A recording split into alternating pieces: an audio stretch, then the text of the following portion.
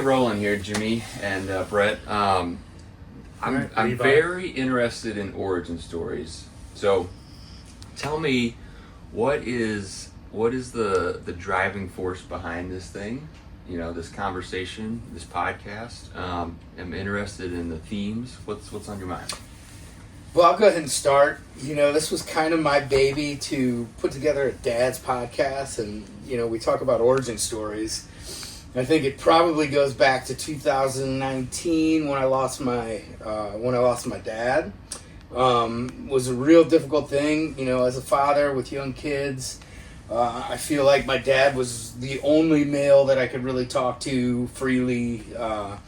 And so it was a really difficult time, and at that same time, I got involved in the Long's Dads Club, which is our kids' school, and it just was a great avenue for me to, be able to communicate with people like me, you know, who are going through the same things, which dads don't always have a chance to do that. So just within that group, I started thinking, man, you know, this could be great for everybody. You know, this could be great for people who maybe necessarily don't have a dad's club. You know, they don't have Jimmy something like that. Brought me in a dad's club.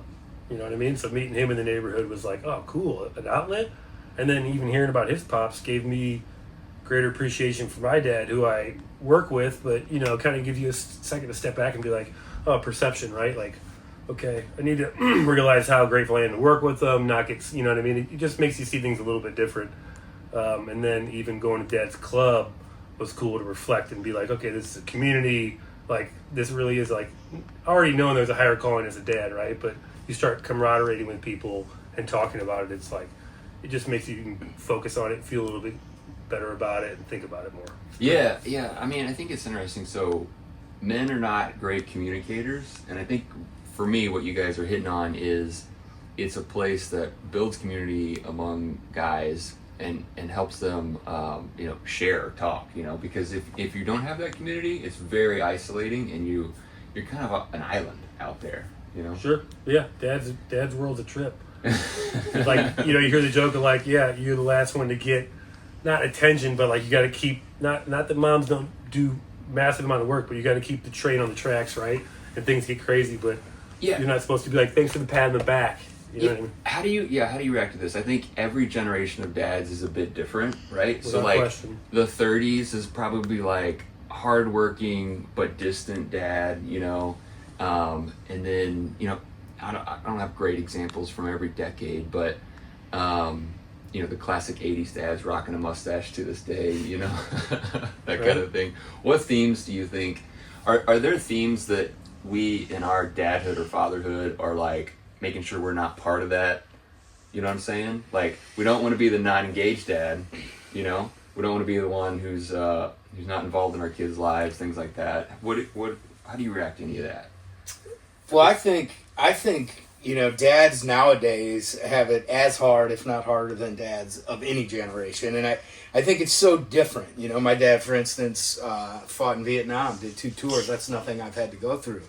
However, you know, technology now is just this brand new thing that we have to monitor for our kids and ourselves. And, you know, when I was growing up, there weren't cell phones and video recorders, so the things that I did weren't around forever. And now I have to worry about that with my kids and everything else. So, you know, I think these groups, these dads clubs, it's better to kind of share this with everyone else and kind of this new frontier of technology. We're all in it together, but the more experience we all get together and we can share that, the easier it's going to be to navigate for us and our families. For sure. I'm kind of two-part. I'm like old school and wanting to get away from old school in the sense of like, working and being the dad that gets up and leaves. Because I have like a good hour in the morning if I'm lucky and a good few hours at night if I play my cards right? But that can shrink quickly. So it's like, working those crazy hours is not the answer. Obviously, I want to show my kids great work ethic, but the bigger gain is quality time without question, right? But I'm also really believe in the old school mentality that's worked for hundreds of years of like straightforward discipline and so forth, whereas today's world seems pretty padded and protected, and that's okay, but it's also like, let's not negate what's happened for a long time and how our parents came out. Totally different worlds, totally different information coming in. That does affect it, right? But so I'm a little bit of both. Okay. Yeah. Yeah, so I want to dive into shareables, some topics, whatever's on your mind recently. And I'll go first. So this morning, my daughter wakes me up early in the morning. I'm snoozing hard.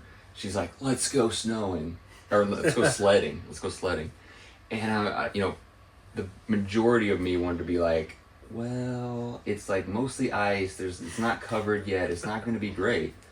But because of the last snow, we kind of missed it a bit. I was like, I'm just going to go. So I get on all the gear, and we're walking up the hill at 8 in the morning. And we get up there, and it is just ice. There's no snow on there. But we put our sleds down, and we flew down the hill. We flew down the awesome. hill. So it was worth it. I didn't want to do it. It's like when you come across something hard, you don't want to do it. But I did it anyway, and now we can claim like we're probably first down the hill in 25. Sure. That's a great story. They say once you do something that you don't want to do, it starts to wire things differently. Yeah. So the more you do that, I mean, that's exactly a great concept for the new year. The best part of that story, I think, for me, is that it's what it's all about. And sometimes we don't want to do these things, but being able to spend that time with our kids and our family, that's why I work. That's why I get up every morning. I mean, that's where I find my joy. So, it's the special part of being a dad is that you can make that much of a difference just by showing up a lot of times, and you don't have to be on your 100% A game. You don't have to be all in as long as you show up and you get there. And then once you do, most of the time, at least for me, that 30% turns into 100%, and we have the best time ever. Right. And sometimes, gonna fly by anyways. Sometimes those are the times that that you never forget. That's a really good point. Just showing up. 80% of life is showing up. So they say, or whatever, something along those lines. Yeah.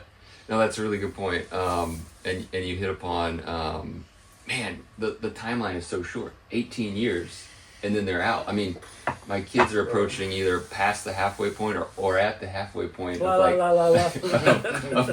being in the house. Yeah, it's kind of insane how fleeting that. It's like I hope mine comes home from college and lives at home for a while. Boomerang a bit. Just kidding, right? Yeah. How long? Okay, let's dive into that. How long do you think? Is it 3 weeks? Is it 3 months before you're like, get a job? Oh, yeah, good question. That's a great question. I think I want to instill that in them when they're young. I mean, that work ethic. I think they get a job and all that, but that's really to benefit them. And the earlier they get into that mindset, the better off they're going to be. In their lives. And as dads, it's our job to get them prepared for the world for when we're not around. I mean, that is what it's all about. Yeah, I think that's one of the things that's hard for me is there's so much I want to share with my kids to get them prepared for being independent. But the trouble is I'm 40, they're under 10.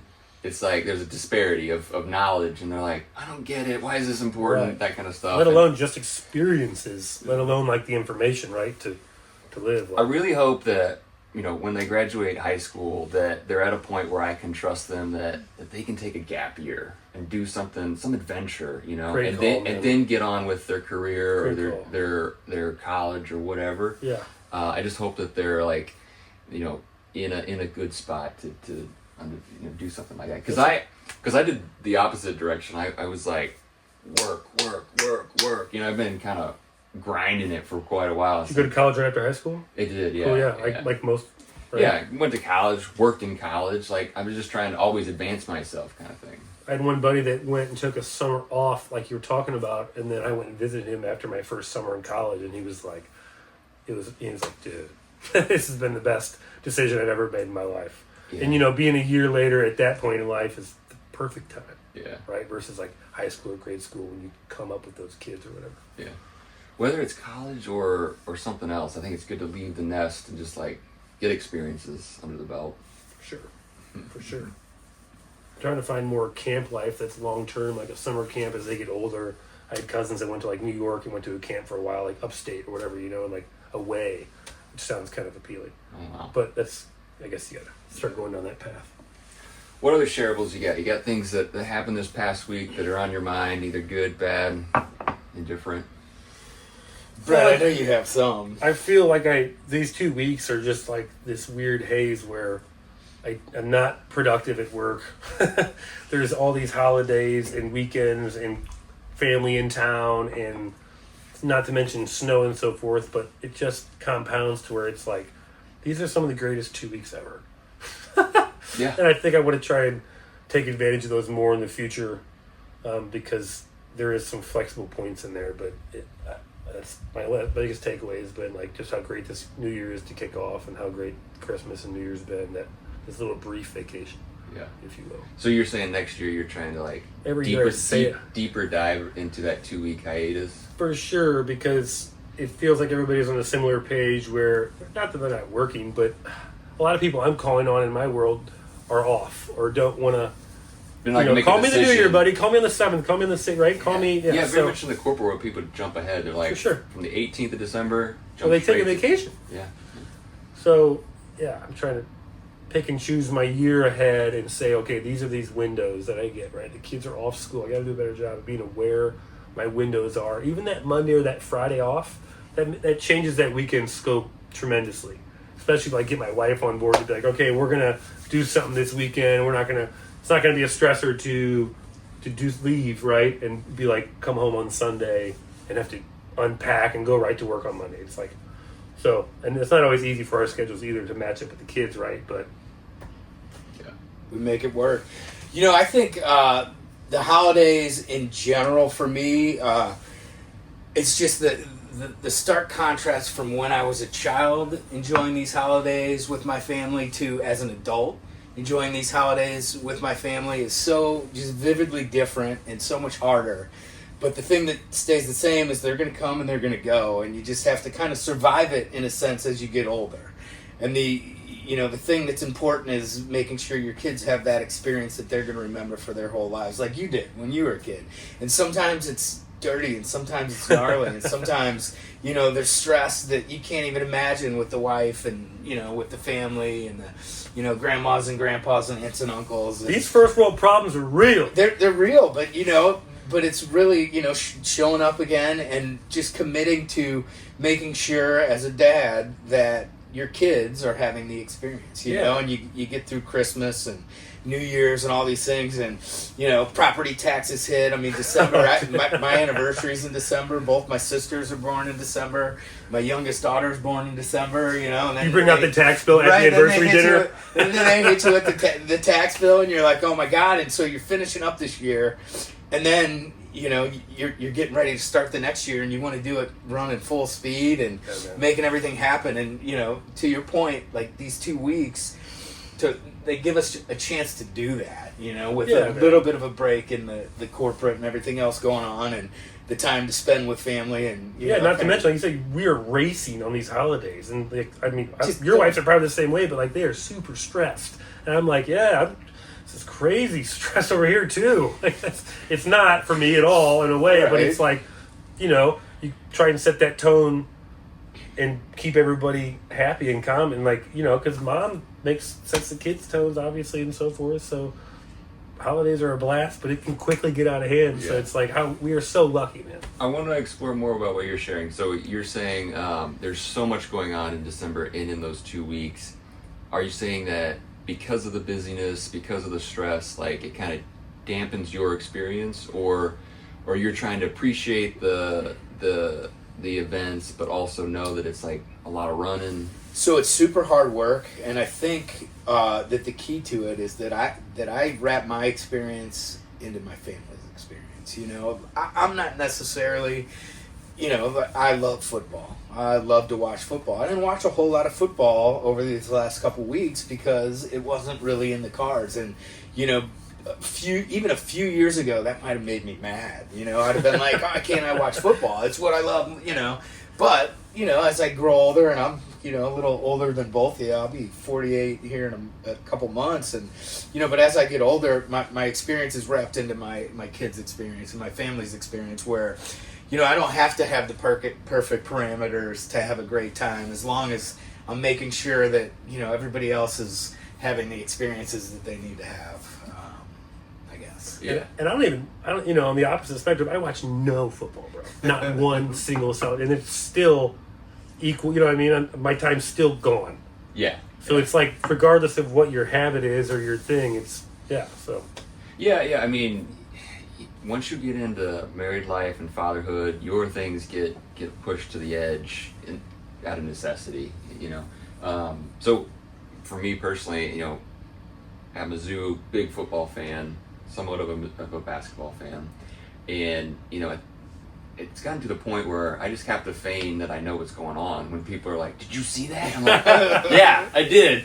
You know, and with the internet now, you can kind of check scores, and you know, I still do some of that, but you know, but it used to be sitting down and with the boys and beers and whatever. But now it's, you know, if I can get an earpiece in my ear and listen to a game while I'm, you know, you got the thing in your palm, you're leaning over like, yeah, I'm just tired, babe. You got to do whatever it takes as a dad. But I mean, that's part of being a dad. So, you know, I relish in the fact that, you know, I can I think my wife the other day, I had one football game on the TV, I had one in my ear, and she came up and said, you know, it's not humanly possible to multitask and, you know, do all these things together. In the meantime, I'm building a Lego fort with my kids, and, you know, I'm like, oh, really? Well, it's 21-7 in the Ole Miss game, and, you know, Alabama's down 3, you know, so...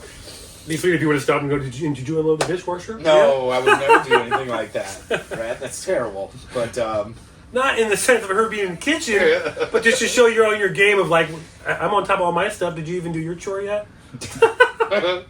Oh boy. So one of the things I do, so my wife works in the office 3 days a week, and when there's major St. Louis sports events going on, I'll give her a briefing of like, you need to know that last night the Cardinals clinched the playoff. They get to advance. You know, give her enough working knowledge so that she doesn't go in completely blind. Dude. It's part of my research. No, that's fantastic. My wife works out of Kansas City. You know, she has a lot of colleagues and coworkers that work in Kansas City who are obviously huge Chiefs fans, and I'm a relatively big Chiefs fan here in St. Louis, and so I definitely give her all the updates, which she appreciates hugely because, you know, that's what these people are talking about. Yeah.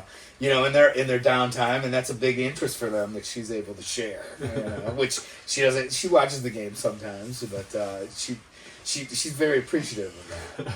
I think. You did a research. You're doing her a favor, right? So let's deep dive into the holidays a little bit more on Christmas and New Year's. So, well, first I'll share this. So I love this thing. It's going around the internet. It says traditions are really just peer pressure from ancestors. I love that thing. Nice. Now, I say that, and I love traditions. Like, if it was up to me, I'd probably have a different tradition every single day of the year, and we do that every year. So what traditions do you love? What traditions do you hate around the 2 weeks?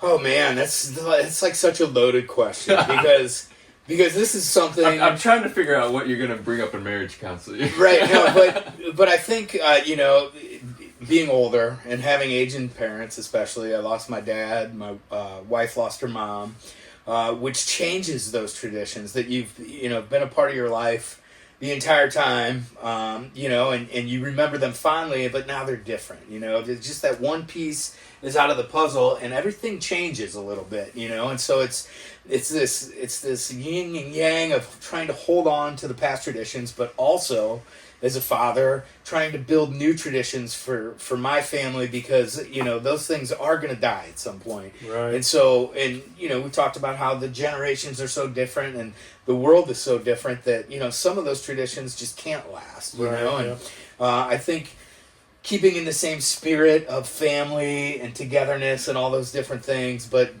kind of putting your own spin on it is something that we've been trying the last couple of years. And, you know, it's hard work, you know, but finding something to stick. And again, as long as you're tying it to the experience of your kids and your family, I think you're going to be successful. But, I've been trying to break out photos and be like, look what we used to do. Look how it used to be. And so that kind of gives them an idea of like this yesteryear world where it's like, this is how it was. So this isn't uncommon but we don't have any major traditions per se. Like I moved from a real tree. That was my big thing. I gotta have a real tree. put it right by the vent so it dies real fast and put up needles everywhere, causes problems, starts a house fire. And then I got away from it recently, and I got a real tree this year, or a fake tree this year for the first time, and it's the best decision I ever made in my life. Oh, really? For sure. Because of the needles aren't dropping, you don't have to water everything, it? yeah. Everything. Okay. Then you just like put it in a box and then store it. I mean, I and will break it admit, back like the out. breakdown and put up, and you get all like pissed at it, and then you end up getting needles in the ground. So I was like, I'm not sure this is worth it. But yeah, overall, without the water and stuff, and the cost. Come on, it's getting like ridiculous. $110. It's getting ridiculous. We still do $80 if I'm lucky. Tree. Yeah, we still do a real tree, but that's one of our traditions, you know. So what's a real tree run? Like 100, 110, 120, 80 I if you're lucky. I think ours was 110 or something this year, and it was not a big. I mean, it was a 6 foot. It was one of the smaller trees we got, but I've noticed that it's going up, and we buy it. Kirkwood's Farmers Market. That's where we used to go. I mean, and they give me a discount for doing some business right? with them. And there's places that I can get a cheaper tree, but it's convenient and it's close and it's Still it's not expensive. It's expensive. It is. It's a nice dinner out. Yeah. I share this. Like, I love Kirkwood's Farmers Market. But if you want to stress me out and get me in a bad mood, you take me to You ever go there for the holiday party? I mean, you ever go there for the slides and stuff? You're like, that's exactly what I'm talking about, Brett. He's like, well, even trying to find a parking space, especially in those holiday times. Forget like, about it. You That's for the just Kirkwood drive people to walk around there. in a loop. And That's not for the Crestwood families to go. I volunteer. I'll drop you off. I'll stand. I'll wait up the road. You call me when you're ready for pickup. Yeah. And we'll just zip on through. Yep. We got a farmers market coming to Crestwood. You just wait, Kirkwood. You'll see it's coming. Yep. But my other thing would be real quick is that family time. So a lot of people freak out about going to other families on the holidays, right? And my thing is like, yeah, it can be stressful. But to me, I look at it like, okay, we got open gifts, eat food, see family, and just hang out. Yeah. You said you could do that. We go to like 4 stops, which is intense for my better half. It's like, this is intense. And like, my one parent comes to my house and the other parent can't come until the other parent leaves, which I find comical. My wife's like, this is crazy. I'm with you. And I'm like, no, this is, anyways, I just take any positive I can take out of it because it's like, otherwise, it's not going to be good. And the other thing is like, yeah, let's go at more stops. And so that part I like because seeing my family at their house in there is cool. Yeah. I see all the cousins and stuff, and sadly I see them like once or twice a year at that typical family thing. But yeah. The cousins, I love it when my kids get to see their cousins, and in some cases it's like the only time of year that we get to see them. We gotta so every year, I'm like, we're gonna get together again, right? It keeps those bonds together, and I mean, some of my fond memories were my cousins, who I never see anymore, but growing up, at family gatherings and stuff, getting to see them, and sharing experience, and it's all about growing, and you can't get all the experience on your own sometimes, and sometimes just sharing it with people who are like you and consistent in family makes it easier to gain that experience. Cousins are phenomenal because they're your first friends. Because, Real tight. because family is sticking together, and so it's your first friends, right? And your parents say your cousins, you can't fight your family for life. Before you go to school, before you get in any social clubs, that's your gang, That's how you learn to cut your teeth, or more or less. That's right. Because you have to make up. You can't stay pissed. So that's probably a good start to. We have micro traditions, so like we usually do. We build those little cottages. Man, I'm blanking on the Gingerbread house. Yeah, we just did one last night. Yeah, We gingerbread did house those this year. I don't do it with icing because that's another way to just piss me Bro, off. we have such a disaster at our house. Super glue. There's like Super icing glue those trails things together. throughout our house, bro. But I love going on a store raid and getting all extra decorations and just make a village, And then you're like, once you're done with it, like, what are we gonna do with it? I'm like, nothing to do with it. Yeah. Our other family tradition is drinking. Not my side of the family. The outlaws. I think the holidays bring that out of everybody. To some extent. Well, it's how your in-laws get through being around the in-laws. I call them the outlaws at the holiday time. Although I think the stereotype of like your in-laws are getting reversed. We were visiting about this the other night. Is like it's easier for me to attend my in-law event than my, you know what I'm saying? Yeah. And same for my wife. But easier for her to attend her in-law than event. go do family then? Yeah. I guess politics start to come in the mix there. which is a great thing to bring up briefly or whatever, because it's like I'm just sharing the sense of family, that can be super, super crazy, sadly divisive. Yeah. And it's like, I just want to put out there, like, hopefully people can strive in the new year to just agree to disagree and share uncommonality issues, because you can only benefit from being able to exchange, right? And I know that can be toxic for a lot of people and like dangerous place, and I get it. Like same with my family or whatever, but hopefully people can reach out and try and. Yeah, I think family members and people in general just need to have an ability to disagree on a topic. Because if we calmly do disagree and agree, I think you can not convert, but help educate. Yeah. Either me or them. Like the perspective one way, I can't be right, they can't be right. So anyways, I'll stop there. Yeah, I mean, I definitely don't want to get into politics. No. Especially it's not on the episode agenda. 1. But I will say the thing that I think about is that I want to be able to have my beliefs, right? I want to be able to believe the things that I believe. And Who are you without them, bro? Right, who are you? But in doing that, I have to allow you guys to have your beliefs. And even if I don't agree with them, I have to respect that that's the way you look at the world. That's the way you feel about the world. And I don't necessarily have to change it about you. And you don't know what you don't know, right? Right. And I can't learn unless I listen a little bit. Yeah. And that's tough for me. Well, every single topic is a shade of gray. Like, you and I might disagree on this thing, but we're going to find commonality over... If we talk about it for a while, right? Yeah, we're going to find commonality on something else, like love of going camping. Yes, right. Or, making your own, or growing your own garden, stuff like that. There's 10,000 more things we probably have in common or should come out with than this stupid thing we disagree on, bro. Yeah. That's where people forget so quickly. People shut down and bucket. They want to bucket people. It's like, well, we disagree on this thing, so we can't associate it with, And to blood, it's like, what? Yeah. To your fam? Holy shit. Anyways. New Year's. You guys set any resolutions? You big resolution people? Let me get my list out, bro. Okay. From the last 10 years I've combined for this year. I'm not a big resolution guy, but this year, and I don't know that it's necessarily a resolution. I just, and for those of you who don't know, I had heart surgery in 2024, April, triple bypass, so that put a new perspective in my life, obviously, when you go through something like that. But so my resolution is I want to be all gas, no brakes this year. I want to live life to the fullest, but really kind of commit to. Careful with that, because those yellow lights mean something. I get it, but just I want to always be moving forward. Yeah, I want to really forward, do the things that that maybe I'm scared of and that I've been nervous to try. For instance, this podcast, and I just want to make sure that. That I'm not waiting around for anything.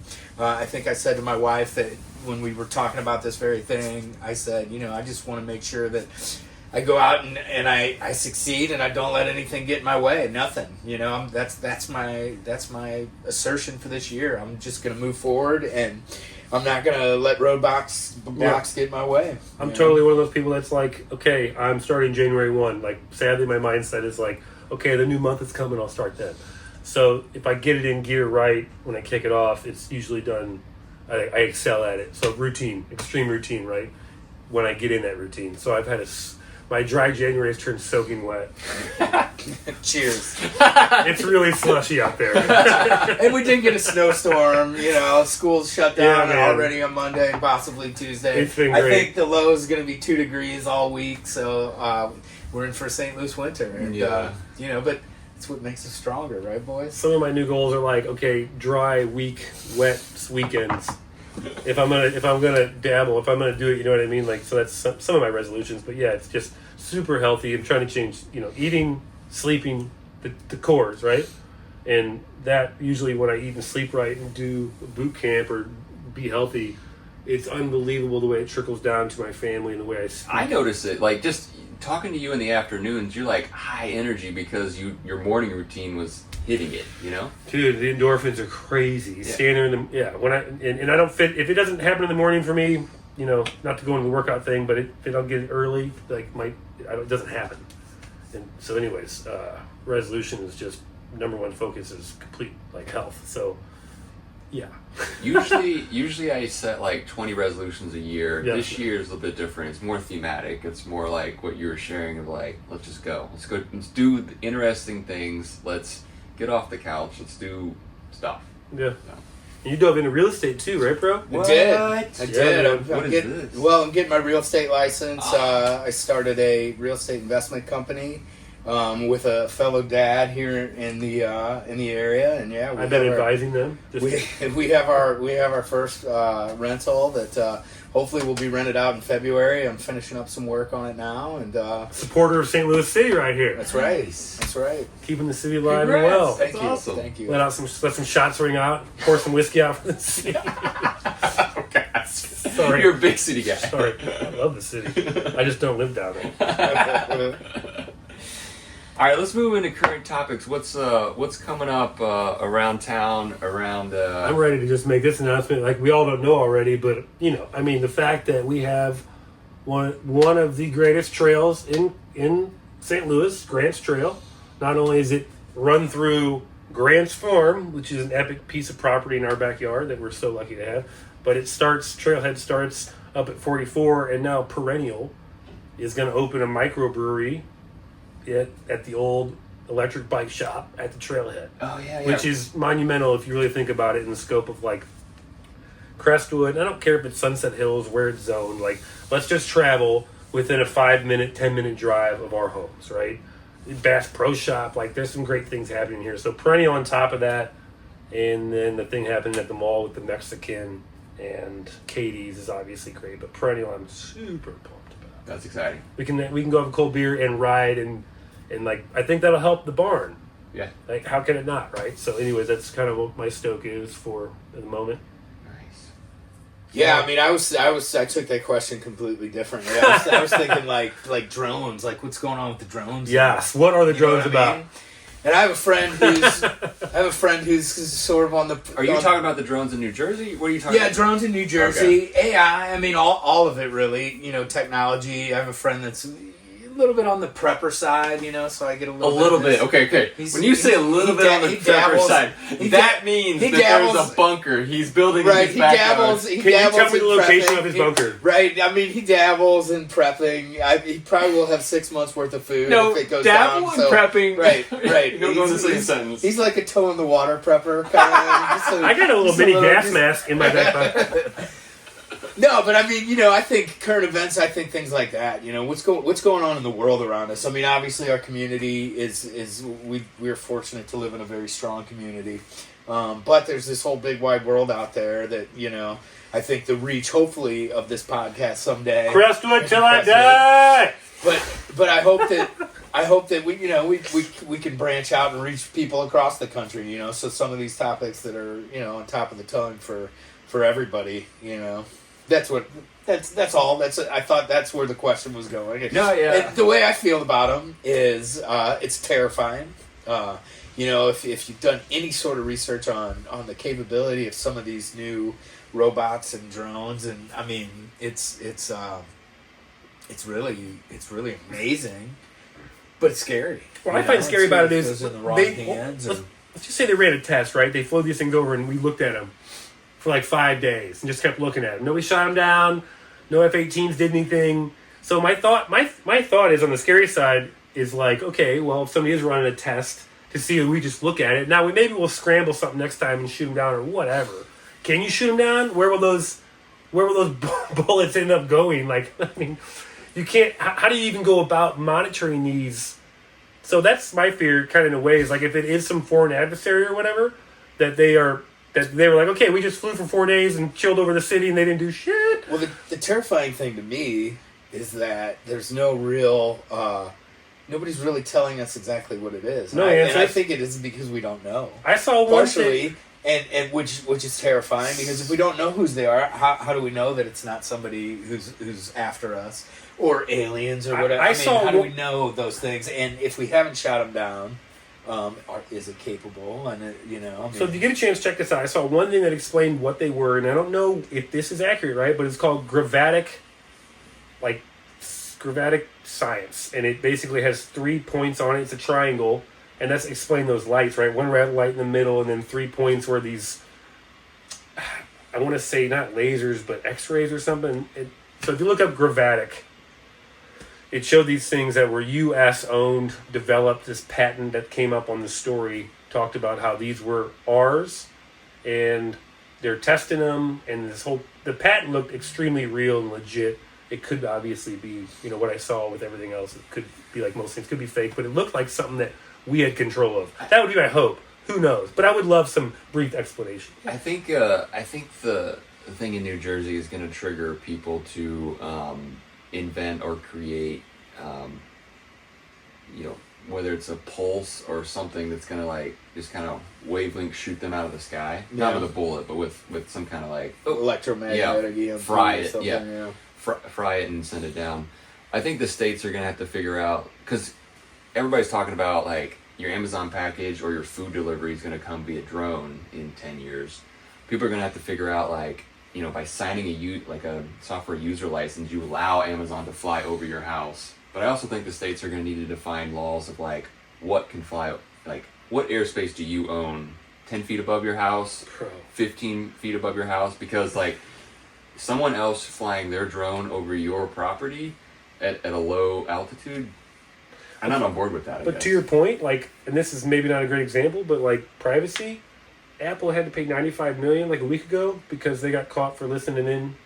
There is no 100. privacy. I mean, there is no privacy, but I mean, everybody with Amazon and Apple are both in big lawsuits. Apple just got closed; they're guilty, but it's 9 hours of Apple operating is $95 million. 9 hours. They're just they laughed, right? Yeah. Amazon is going to give like $20 a person per what's it called? Alexa. Per Alexa you have. Oh, wow. $20 a person. What? They said $200. They'd be like, what? Said $2,000. I'd go, we're getting there, but I don't need any dough from it. I'm just saying, like, they're guilty for listening to us because, dude, a doctor was one of the lawsuits because he was talking privately to another doctor about a patient, and then his phone started sending him ads and stuff for the stuff they were talking about, and he's like, this is totally infringement on. 100%, but you have to understand. I think it goes back to the technology that we're in a time we're letting it in where there is no privacy, and those things Correct. that you sign, we're letting that you it in. never read the whole, 100 pages. You sign it, it gives people the right to track your phone, to track all these things, and that means they're listening in some cases. Because my mind says, if you're listening to me, you got time to listen to my shit, my world, right? Go ahead. I welcome it. I'm like, right? Are you serious? You almost have to. I'm actually pissed now because my tax dollars you're wasting on my boring shit. Well, that's the thing is like the metadata is going to be so big that it's gonna be like Where's the you're bored. space You're for bored with. Well, no, I don't think anybody's actively watching. Like actively watching me, but I mean, I think it's code word oriented. The you reality start saying is crazy shit and it sends off. The reality is, if I walk out my door and I get in my car and I drive to the store, there's probably 15 cameras that I'm going to go by, whether they're on the road or at a stoplight or security camera on somebody's house. So you almost can't go anywhere. When I was a kid, you could do stuff and you could get in trouble, and you could get away. You could do. I have a video. Now I have a video online, right? And it's licensed, right? And it's out there, viral, right? And there's software that just scans the internet while I sleep 24/7 that a company puts out there. And if it's not licensed, it sends out an automatic letter automatically, right? And this is just a software code they run for this just one video. So if they can constantly track this video that's licensed or unlicensed and who's taking it, when they're taking it, instantaneously, 10 years ago, like that's just for this video. Imagine the capabilities, right? And like I said, we're inviting them in. We're giving them. Well, so in high school we read 1984 where it was like government forced screens and listening devices. We're signing up for it. Right. We're buying the device but it's the same thing. It is. You know what I mean?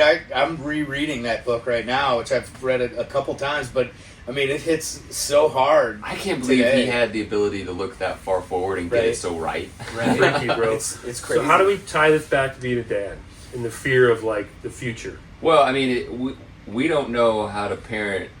Our kids are going to face things that we can't even imagine. Right. Well, they're growing up in an environment where they've had an iPad since or had a screen since they were 3.